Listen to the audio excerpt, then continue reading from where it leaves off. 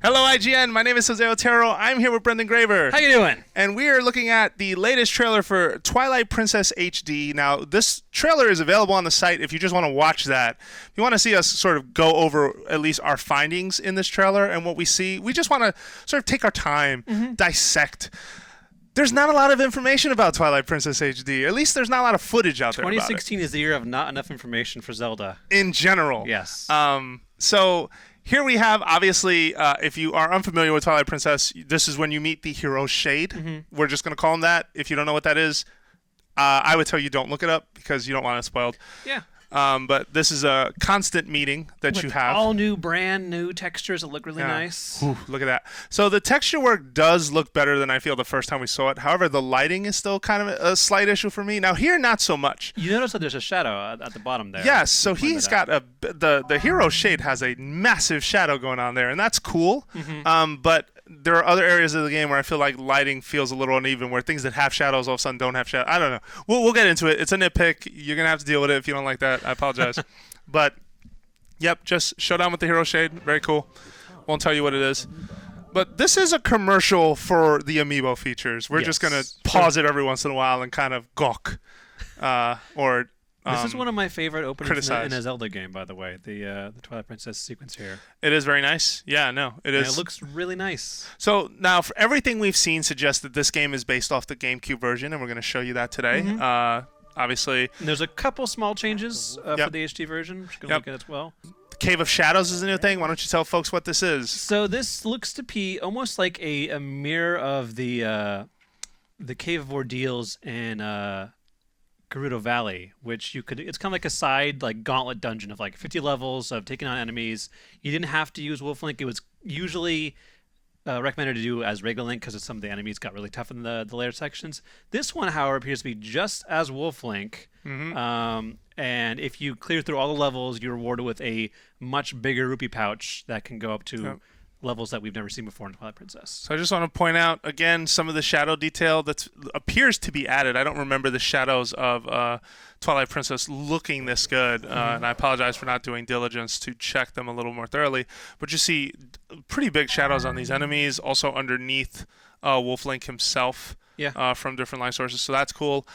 I'm a little I'm curious about this new dungeon, but I feel like the requirement to be only Wolf Link, I just got to see how that plays out. Not some of my favorite combat in the game, but maybe they find a clever way around that. Yeah, I mean, if it's going to be the same length, they got to keep it going. So I'm hoping that it's going to be different enough. This is a pretty different room. Yes, this is a very cool looking room. A lot of ice, but plus you can see that right there, the wolf emblem on the door, and also there's one on a giant banner right there. Let me get what? Whoops, oh, no. sorry. There you go. I apologize, world. Right there, you see it. Hang on, do we have a better shot? Yeah, so you can see the banner. Very cool. You also have some enemies standing back there.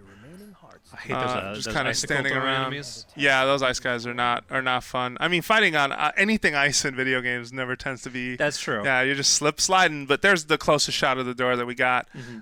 So you're gonna be able to have some additional features. I want to point out the UI while we're at it, right? So you have, a Midna button, a dedicated Midna button. This is not unlike in Wind Waker HD, where the baton got its own set button. It wasn't like the original UI where you can change it and move it to different places. Then you have the face buttons, which B has the standard attack, and then Y, and then you have your map, which is right there on screen as well.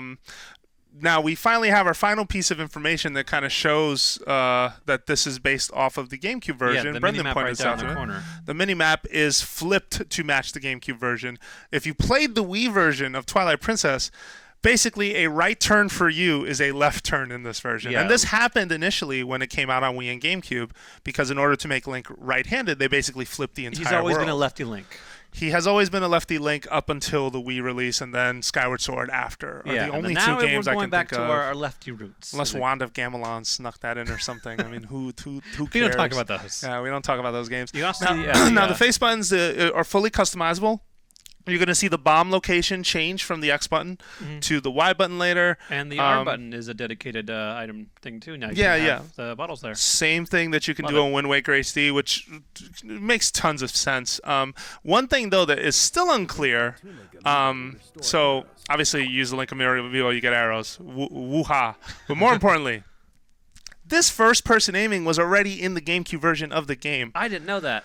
Most people who played it on Wii didn't know that, but this was shot for shot. Everything about this is the same. Now, the thing that remains to be seen for me is in Wind Waker HD, when they redid the mechanics of that game, they decided to let Link walk around in this perspective. And you could use the gyroscope. You could actually hear him like hopping, and you can use the gyroscope for aiming. Presumably, you're going to use the gyroscope for aiming or the sticks.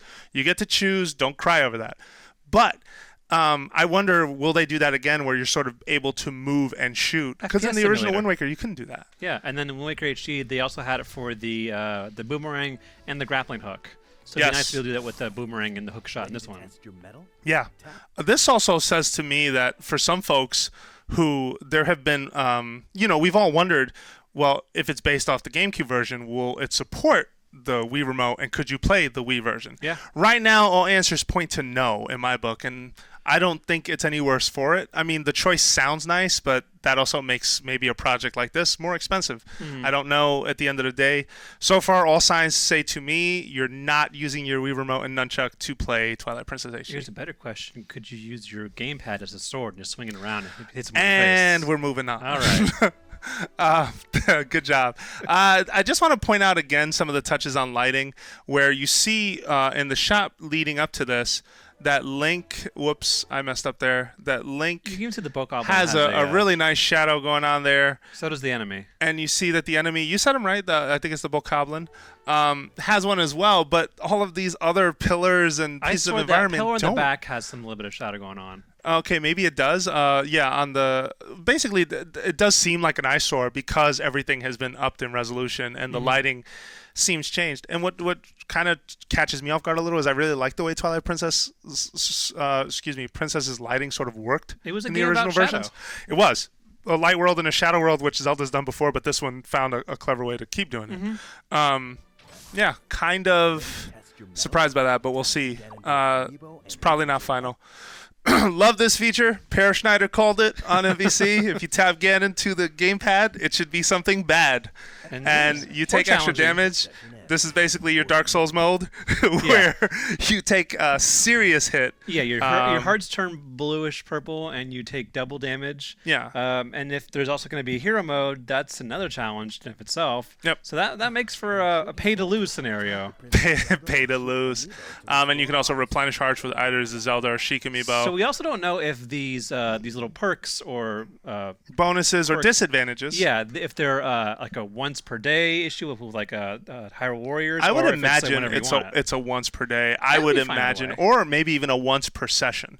So what's the evidence to support that? Well, Hyrule Warriors, it was a once per day reward.